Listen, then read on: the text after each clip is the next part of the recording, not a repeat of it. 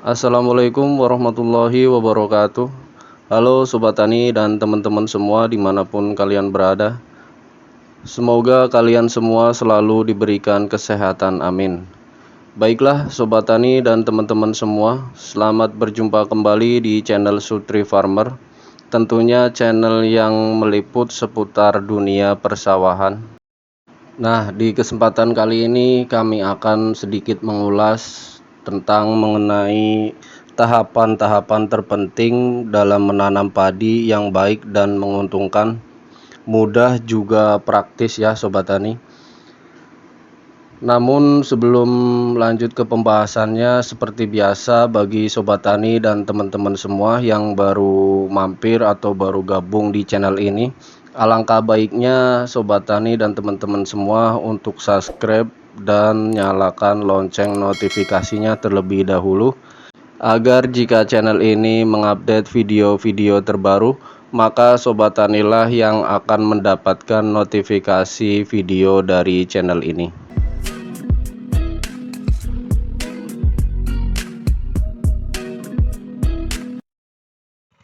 Oke Sobat Tani, kita kembali lagi ke Tank Top alias tentang topik pembahasan mengenai tahapan terpenting dalam menanam padi yang baik dan menguntungkan, seperti di awal yang kita bicarakan tadi ya Sobat Tani. Dalam budidaya tanaman padi, khususnya kita sebagai petani padi sudah barang tentu ingin mendapatkan hasil panen yang melimpah. Karena jika hasil panen kita melimpah, maka sudah barang tentu kita mendapatkan untung dari modal yang kita keluarkan selama proses pembudidayaan tanaman padi tersebut ya Sobat Tani.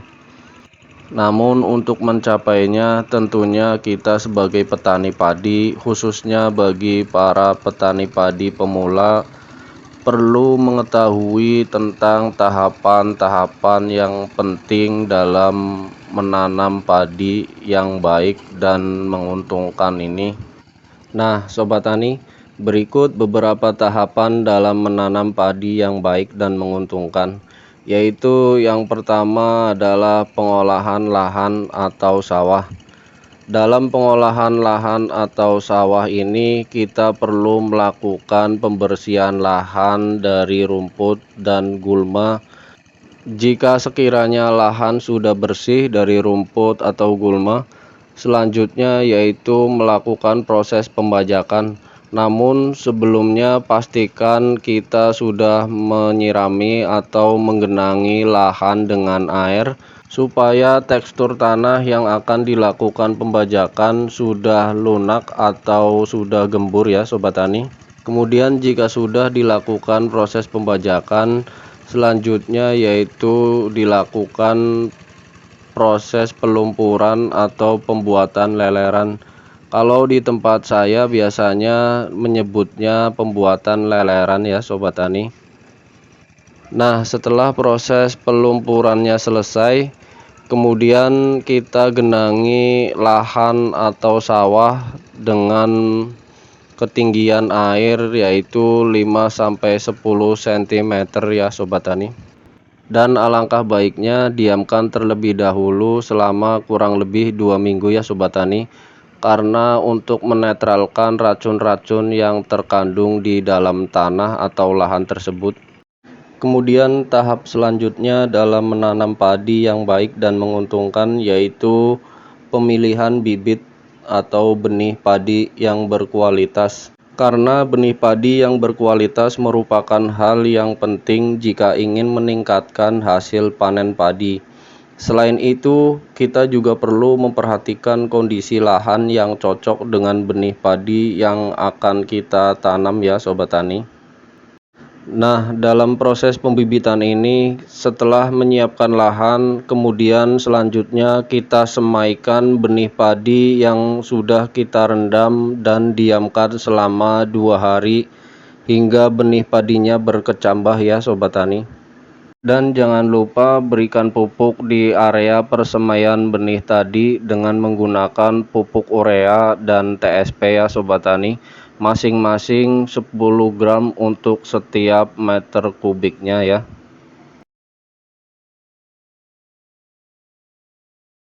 Kemudian setelah persiapan benih dan lahan sudah selesai, maka tahap menanam padi yang baik dan menguntungkan selanjutnya adalah proses penanaman padi.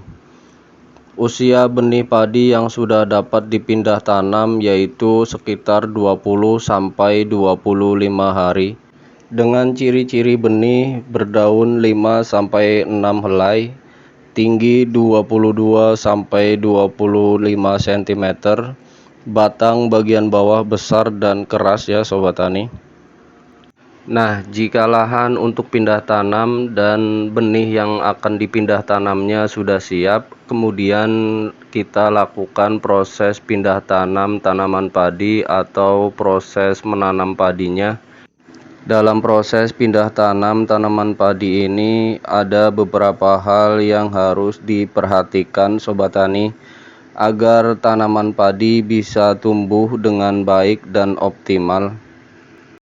Adapun beberapa hal tersebut yaitu diantaranya yang pertama, benih yang kita tanam cukup 2 benih atau 3 benih per rumpunnya ya sobat tani, atau dalam bahasa Jawanya biasa disebut iwir ya.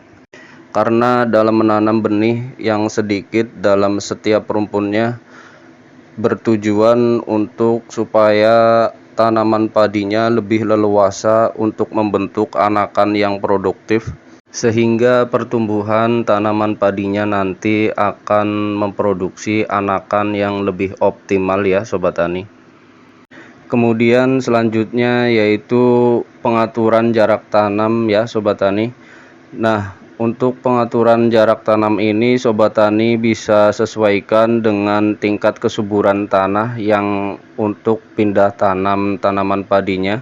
Sobat tani bisa menggunakan jarak tanam 22 kali 22 cm atau 25 kali 25 cm, atau juga sobat tani bisa menggunakan jarak tanam 30 kali 30 cm ya.